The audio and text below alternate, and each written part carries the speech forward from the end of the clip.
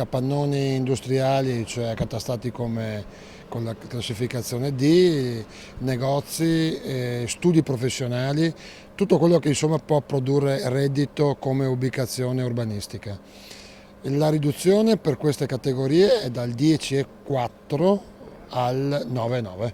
Un po' di ossigeno per le attività produttive. Oggi in giunta a Palazzo Moroni è passato il taglio dell'IMU di 0,5 punti percentuale, insieme ad un ulteriore taglio che riguarderà le seconde case, in cui l'aliquota passerà dal 10,4 al 10,2. Il Comune rinuncia così a 3.400.000 euro. Abbiamo avuto degli introiti anche da parte di sanzioni di polizia locale o altri tipi di introiti che comunque vanno a beneficio delle attività produttive, abbiamo ritenuto opportuno questo. In più non abbiamo bloccato le assunzioni, quindi man mano che il personale va in quiescenza non ne viene più riassunto di nuovo. Molti soldi sono arrivati anche grazie alle multe. Inoltre, spiega l'assessore Grigoletto, la fusione del trasporto pubblico con la creazione di Bus Italia Veneto ha sollevato il Comune dall'onere di mettere in sesto i conti di cassa di APS Holding.